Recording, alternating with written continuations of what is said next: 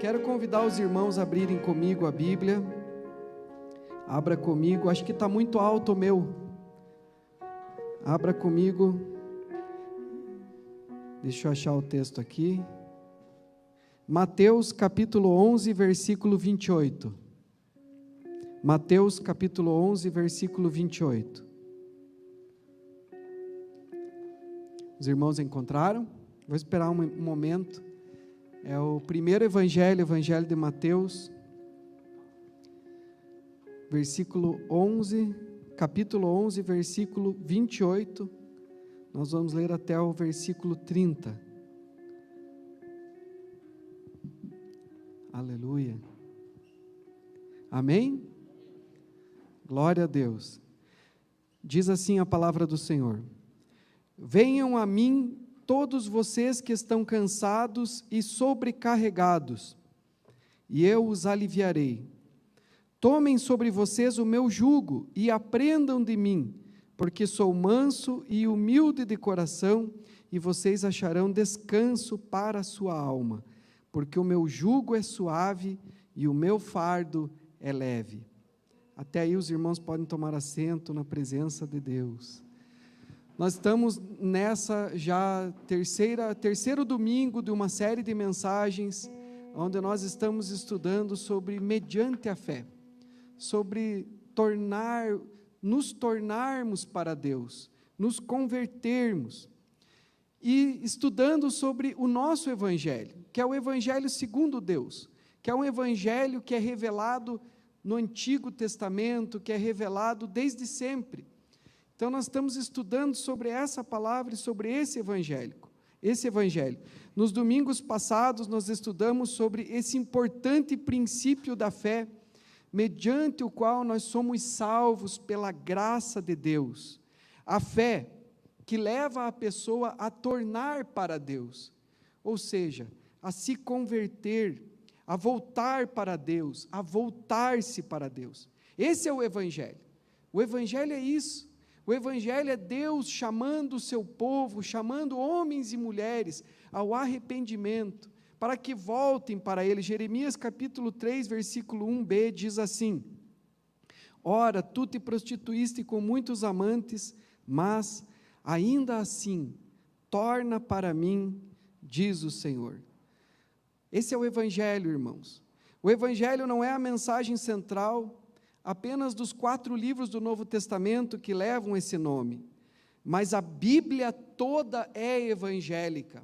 A Bíblia toda é um livro evangelístico, porque a intenção de Deus é restaurar o seu propósito aqui. Por isso a mensagem central, desde Gênesis a Malaquias, desde Mateus a Apocalipse, em toda a palavra do Senhor, é o evangelho. Deus quer uma família de muitos filhos, mas por causa do pecado, essa família se afastou de Deus. Esse homem que Deus criou com esse propósito se afastou de Deus. Mas Deus se revela como Pai, porque Deus é amor. E por causa do pecado, o homem foi destituído da glória de Deus. O homem escolheu o pecado. E é o pecado que faz separação entre nós e o nosso Deus. E longe de Deus, irmãos, não há vida.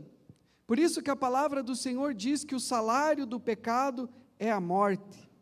O pecado produziu morte.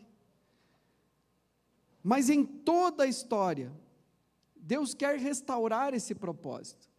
O propósito eterno de Deus, que é ter uma família de muitos filhos.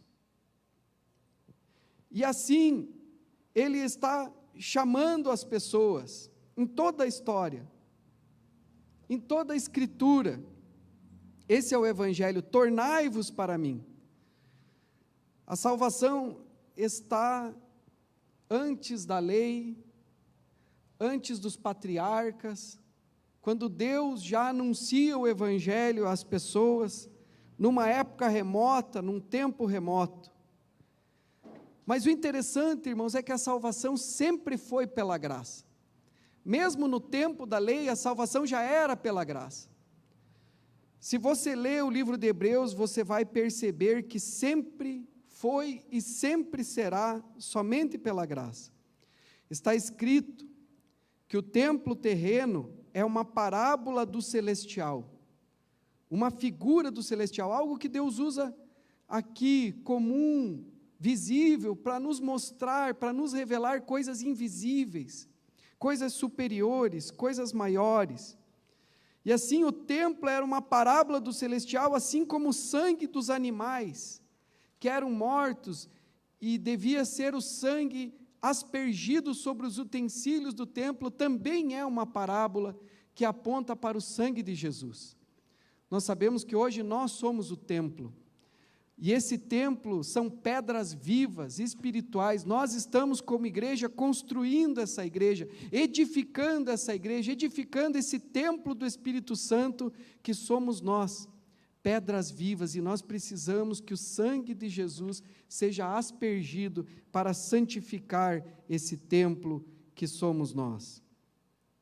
Então você vai olhar para a palavra de Deus e você vai perceber que no decorrer da história o Senhor sempre bate nessa tecla, Ele sempre está batendo nessa tecla, em todo o tempo: tornai-vos para mim. Essa é a mensagem central de toda a Bíblia. E como nós podemos fazer isso? Somente através da fé. É mediante a fé. Por isso Deus disse a Abraão, a quem primeiro o Evangelho foi revelado, e pela primeira vez aparece a palavra não temas, quando Deus fala com Abraão, revelando o Evangelho, e Deus diz a ele: não temas. Por quê, irmãos? Porque Deus, o tempo todo, nos chama para confiarmos nele, para vencermos todo medo. Por isso, faça a sua fé ser maior do que o seu medo. O que é a fé? Nós temos no livro de Hebreus, no capítulo 11, talvez a maior explicação, a melhor explicação sobre a fé. Hebreus capítulo 11 fala o que é a fé, e não somente fala o que é a fé, mas dá exemplos vívidos da fé, de testemunhos de fé. Olha, se você quiser entender a fé, olhe para a vida desses homens, e a lista é muito grande. A lista dos heróis da fé em Hebreus capítulo 11 é imensa, são muitas testemunhas. E o texto começa dizendo assim: ora, a fé é a certeza de coisas que se esperam e a convicção de fatos que não se veem, pois pela fé os antigos obtiveram bom testemunho. O medo, irmãos, em certa medida, ele é bom. Em certa medida, ele nos protege. Em certo sentido, ele pode nos levar a sermos prudentes. Mas o medo não pode ser a base para as decisões que você toma. Faça a sua fé ser maior do que o seu medo. Hebreus capítulo 11, no versículo 3, na continuação do texto, a palavra do Senhor diz assim: pela fé, entendemos que o universo foi formado pela palavra de Deus, de maneira que o visível veio a existir das coisas não visíveis.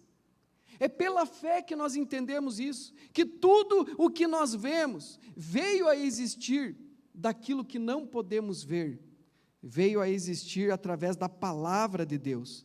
Também em 2 Coríntios 5:7 diz: porque andamos por fé e não pelo que vemos.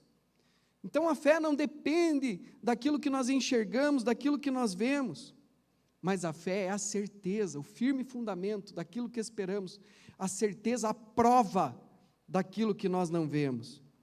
E aí o texto continua nos dando exemplos de fé. Você quer entender um pouco melhor? Veja esses exemplos, você vai entender o que é fé, como que é fé, como que eu aprendo a usar a minha fé. E aí começa por Abel, diz assim, versículo 4, pela fé Abel ofereceu a Deus um sacrifício mais excelente do que Caim, pelo qual obteve testemunho de ser justo, tendo a aprovação de Deus quanto às suas ofertas. Por meio da fé, mesmo depois de morto, ainda fala. Pela fé, irmãos, diz aqui, Abel ofereceu a Deus um sacrifício mais excelente do que Caim, e obteve testemunho de ser justo, tendo a aprovação de Deus quanto às suas ofertas. Nós estudamos há 2 cultos atrás a oferta de Abel. Abel era um homem de fé, Abel era grato, ele sabia que tudo era de Deus, que Deus é o Criador de todas as coisas, e se tudo é de Deus, e Deus pedisse alguma coisa sendo dele, ele dava para Deus o que era do Senhor. Abel era um homem obediente, Abel não customizou a religião, ele não fez da sua própria maneira, não, irmãos, a Bíblia é muito clara, e a palavra do Senhor diz que o caminho é estreito, e o nosso Pai nos propiciou um novo e vivo caminho, mas ele é estreito, e nós precisamos nos amoldar a ele, nós precisamos entrar pela porta estreita, pelo caminho apertado. Não queira, irmãos, inventar. Muitas pessoas estão inventando doutrinas hoje, para desconstruírem princípios espirituais eternos. Hoje fazem uma divisão, um abismo muito grande entre o Antigo e o Novo Testamento. Como se o Antigo Testamento deixou de ser a palavra de Deus, e as coisas que estão no Antigo Testamento não são mais válidas, e o que vale agora é somente o Novo Testamento. Mas não, irmãos, Jesus reafirma o Antigo Testamento.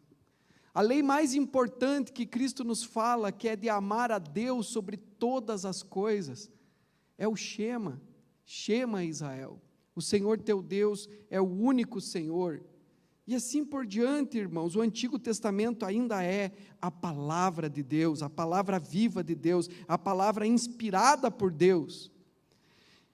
E o texto continua no versículo 5, diz assim: pela fé Enoque foi levado, a fim de não passar pela morte, não foi achado, porque Deus o havia levado, pois antes de ser levado obteve testemunho de que havia agradado a Deus.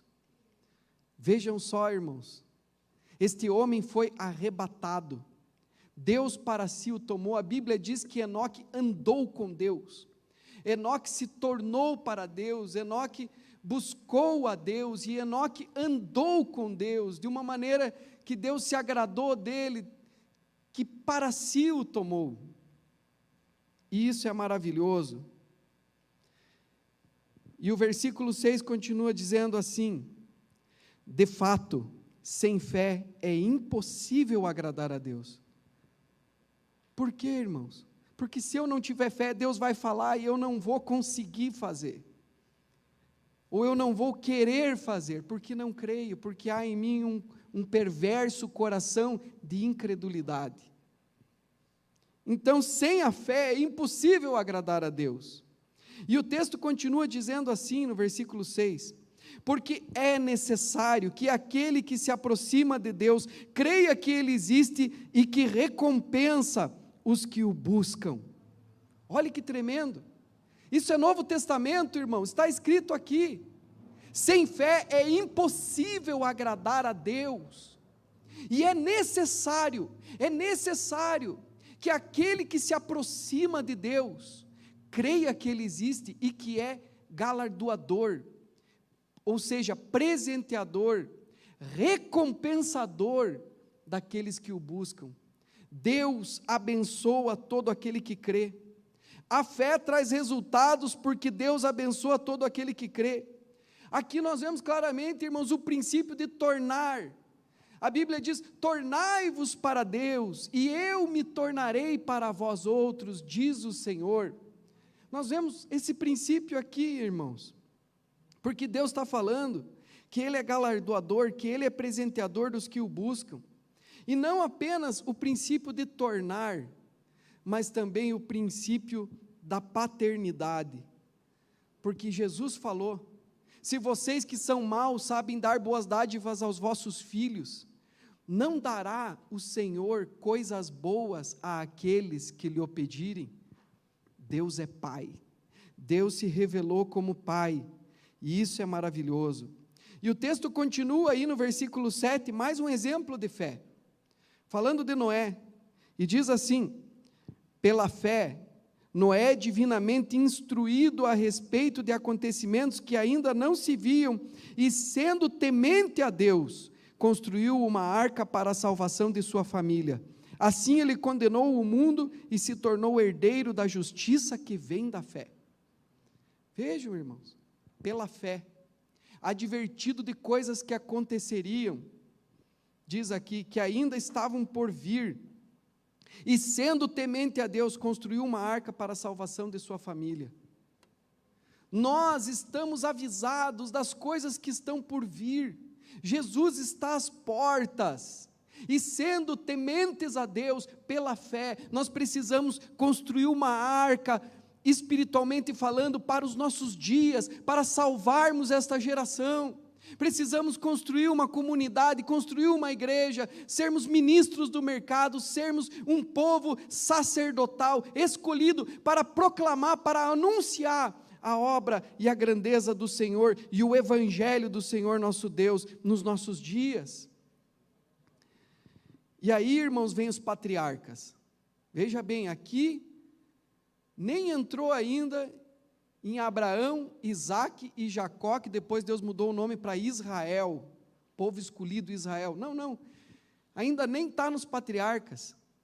É o povo daquela época, é o povo da terra. Desde o primeiro homem, Deus falando o evangelho, Deus chamando, Deus dizendo, tornem-se para mim. Agora que vai vir os patriarcas, irmãos, isso aqui é muito antes da lei, aqui não existia Moisés, não existia lei.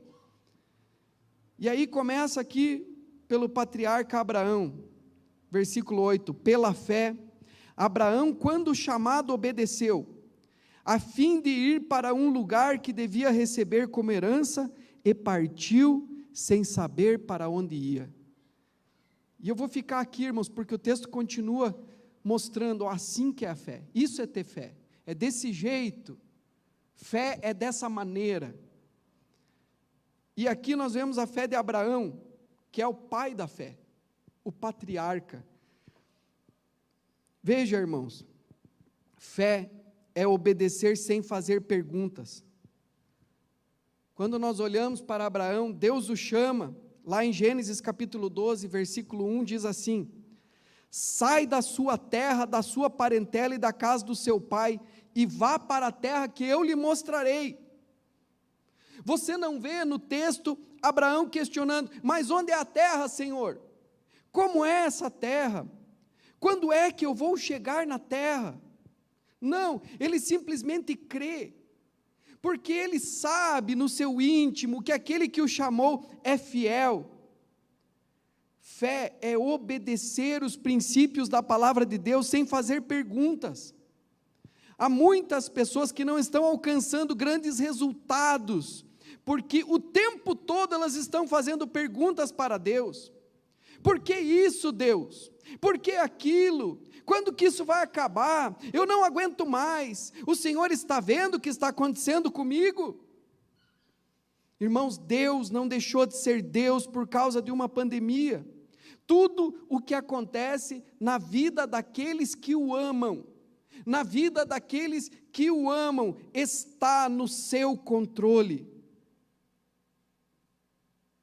E como que nós devemos verificar isso, irmãos?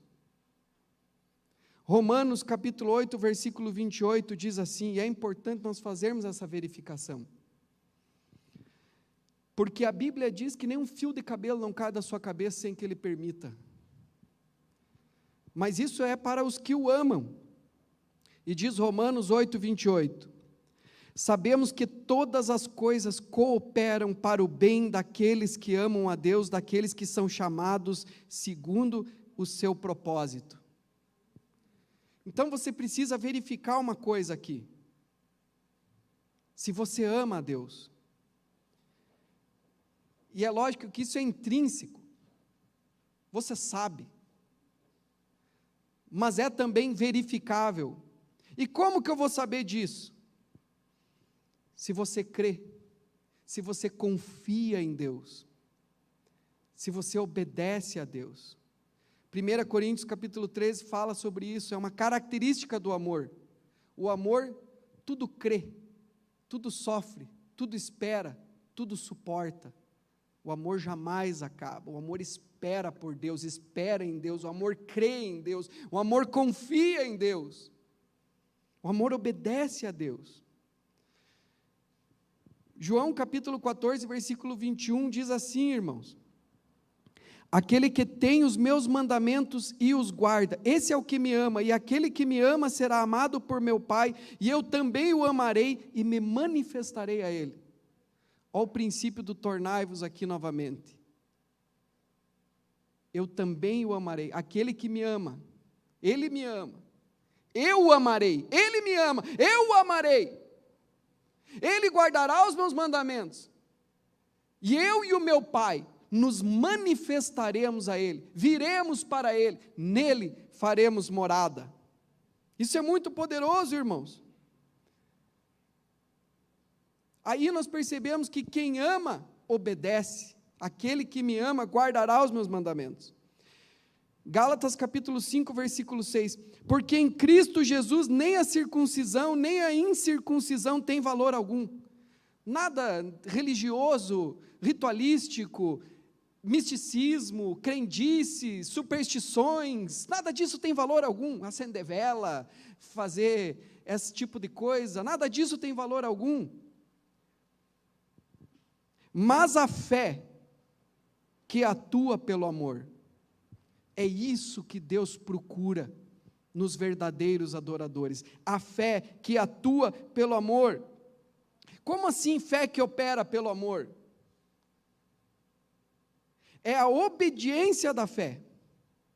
Eu obedeço porque tenho fé. Mas por quê? Porque a minha fé me leva a crer num Pai que é Deus, e eu o amo, e quero agradá-lo, e esse Pai me amou primeiro, e Ele manifestou, Ele provou o seu amor por mim, quando Cristo morreu por mim, quando eu ainda era um mero pecador, e Ele me deu a sua presença, e Ele me dá a sua proteção, e Ele também dá a sua bênção em toda a minha vida. Deus é galardoador dos que o buscam, esse é o meu Pai, aleluia, que me dá tudo o que eu preciso, e além disso, porque irmãos, para me salvar, Deus deu Jesus, mas juntamente com Jesus, Ele me dá todas as coisas, é o que diz o texto, irmãos, isso é Novo Testamento, Romanos capítulo 8, versículo 31 a 32, diz assim: que diremos então à vista destas coisas? Se Deus é por nós, quem será contra nós? Aquele que não poupou seu próprio filho, mas por todos nós o entregou, será que não nos dará graciosamente com ele todas as coisas? Aleluia! Deus é Pai. Jesus nos incentivou. Jesus nos influenciou para que nós tivéssemos essa fé. Que amor é esse, irmãos? Que dá a vida por nós. Será que Ele também não nos dará juntamente com Jesus todas as coisas? Está escrito aqui.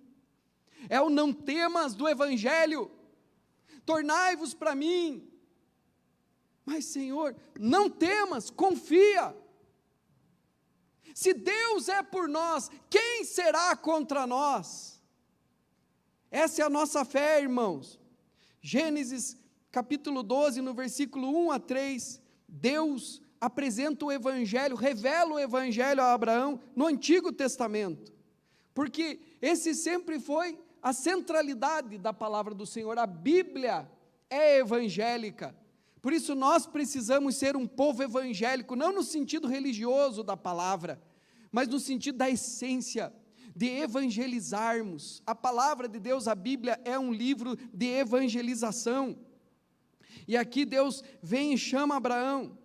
O Senhor disse a Abraão: sai da sua terra, da sua parentela e da casa de seu pai, e vá para a terra que eu lhe mostrarei, farei de você uma grande nação, e o abençoarei, engrandecerei o seu nome, seja uma bênção, ele diz aqui, seja uma bênção, porque quando nós somos chamados por Deus, irmãos, nós temos que nos tornar uma bênção, Deus quer que você seja uma bênção, porque Ele tem um propósito com a sua vida, Ele tem um propósito com a sua igreja. E que propósito é esse? A palavra diz no versículo 3, abençoarei aqueles que o abençoarem, amaldiçoarei os que o amaldiçoarem. Em você, Abraão, serão benditas todas as famílias da terra.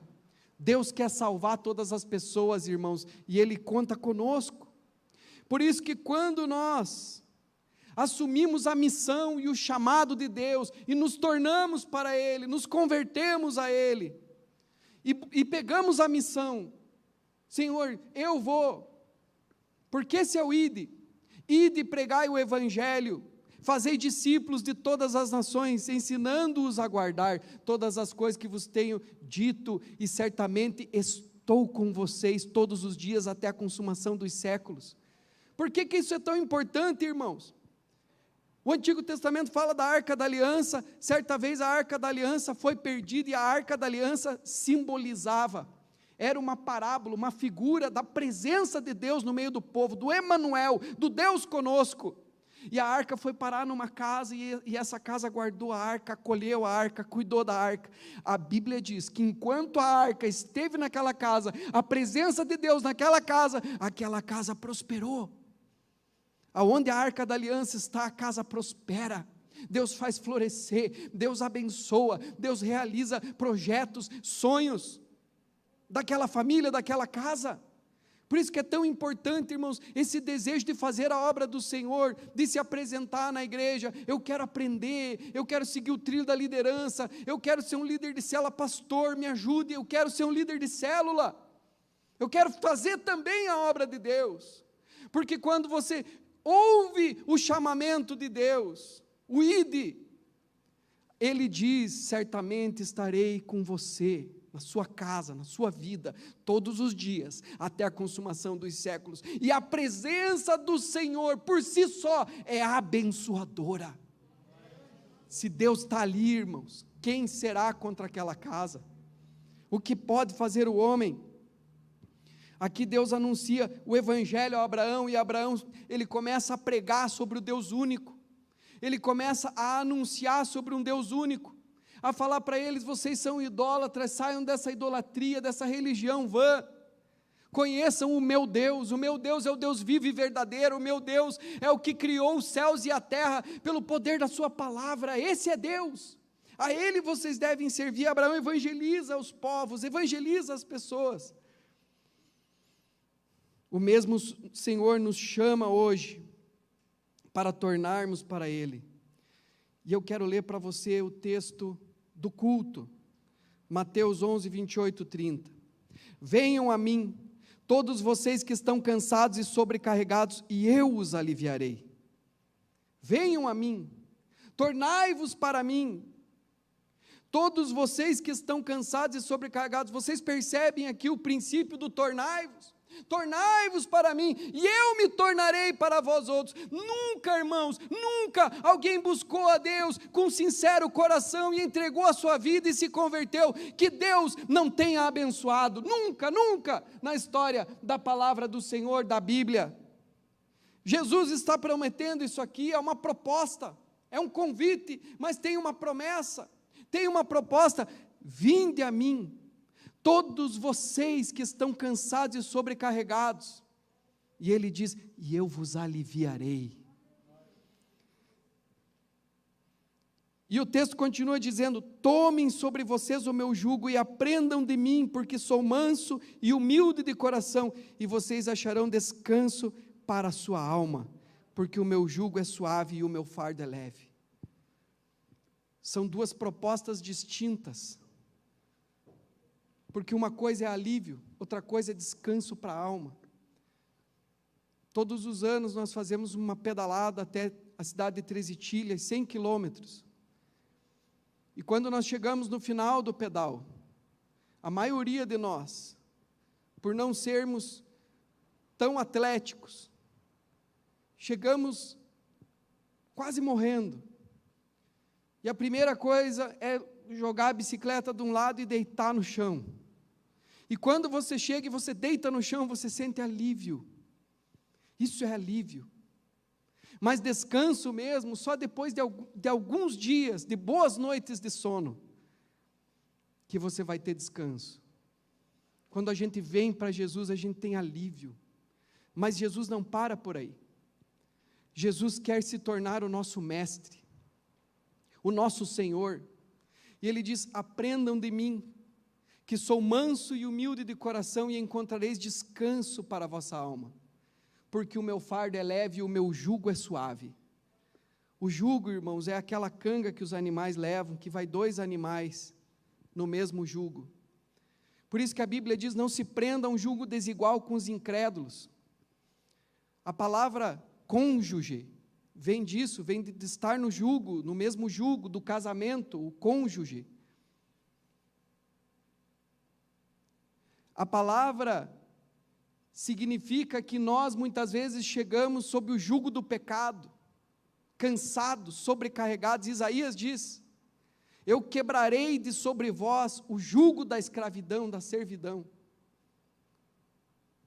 E Jesus está falando: troque de jugo, deixe esse jugo, eu te liberto, pegue o meu jugo, porque o meu jugo é suave e o meu fardo é leve. Jugo também fala de aliança, fala de compromisso. No culto passado nós aprendemos sobre a aliança que Abraão fez com Deus, e Abraão fez aquela aliança com Deus no sangue dos animais, e o fundamento, o princípio da aliança, irmãos, é a nossa obediência, a nossa fidelidade a Deus, a sua palavra. Mas as aves de rapina, elas visitam a aliança, elas vêm sobre a aliança, e cabe a nós enxotá-las, perseverar na aliança. Muitas vezes o inimigo vem com coisas para fazer com que nós venhamos apostatar da fé, abandonar o Evangelho, porque ele sabe que a recompensa é grande, que a recompensa será grande.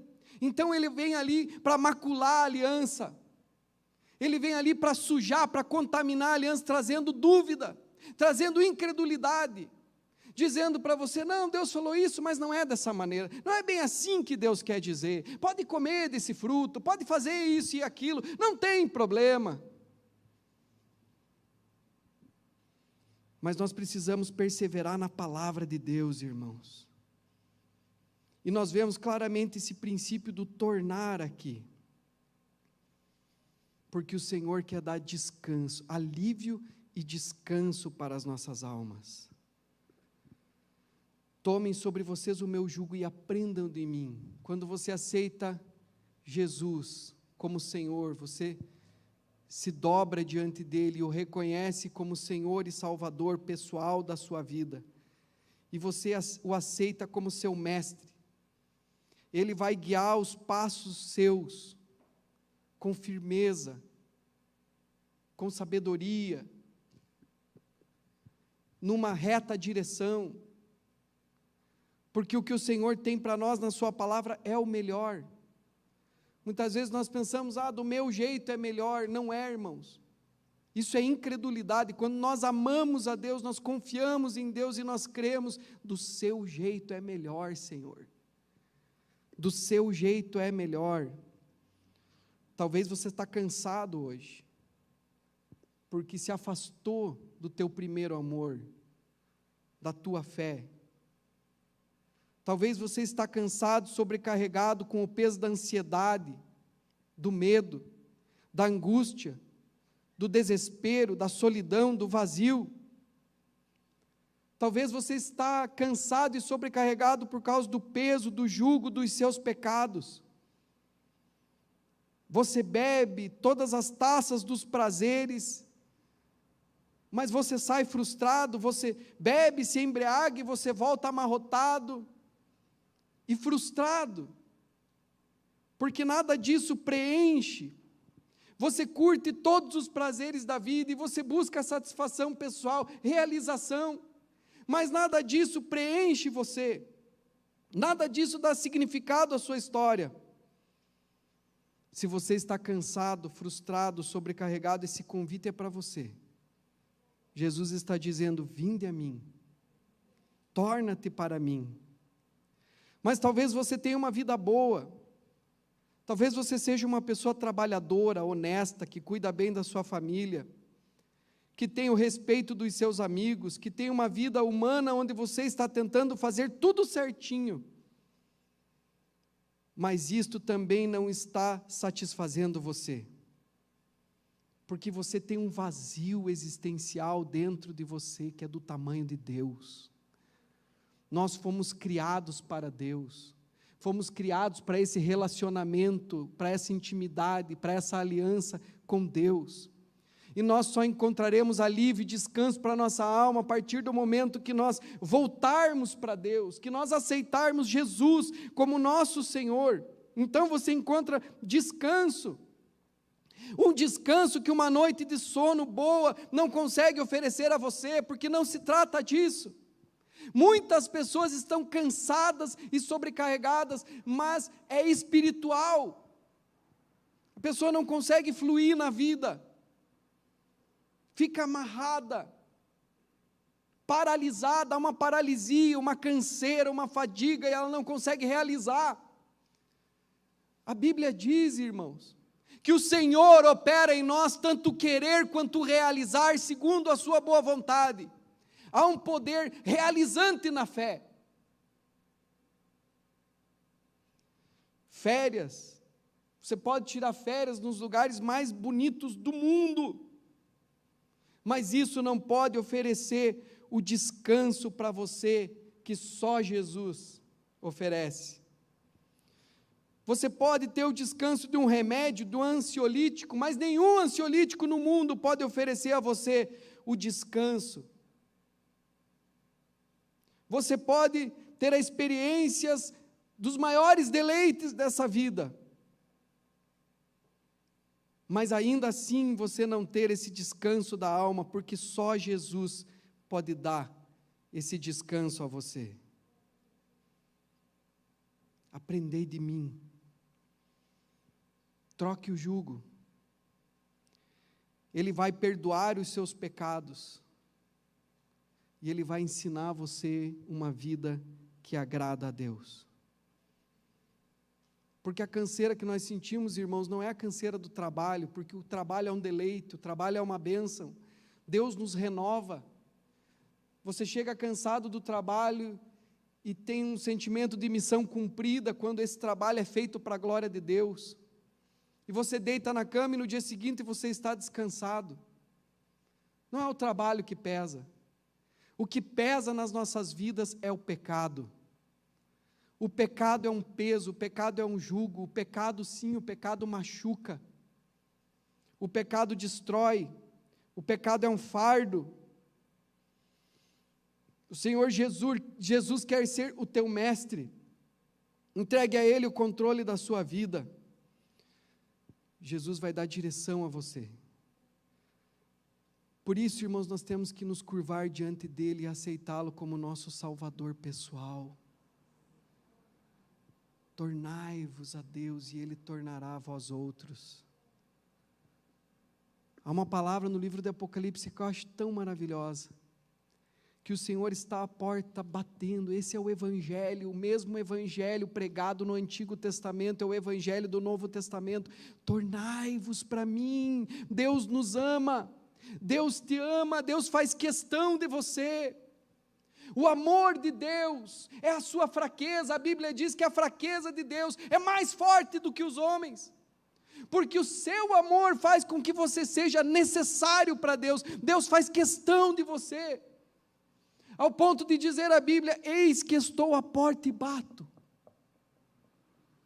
Se alguém ouvir a minha voz e abrir a porta, eu jantarei em sua casa, eu cearei com ele e ele comigo. Abra a porta para Jesus entrar em sua vida. Faça uma aliança com Deus nessa noite. Tome o jugo de Jesus. Diga para Jesus: Senhor Jesus, até aqui eu andei sozinho, mas agora eu quero estar no jugo com o Senhor, eu quero andar no seu lado, quero andar com o Senhor. Aonde o Senhor entrar eu entro, aonde o Senhor não quiser entrar eu não entro. O que o Senhor quiser fazer eu faço, o que o Senhor não quiser fazer eu não faço. seja o meu Senhor, seja o meu Deus, seja o meu mestre, me ensine. O jugo de Jesus é suave e o seu fardo é leve. O que é pesado é o pecado, irmãos. Porque a palavra diz: os meus mandamentos não são penosos. Vamos nos pôr em pé na presença do Senhor. Creia, Deus está aqui. Aleluia. Santo é o nome de Jesus.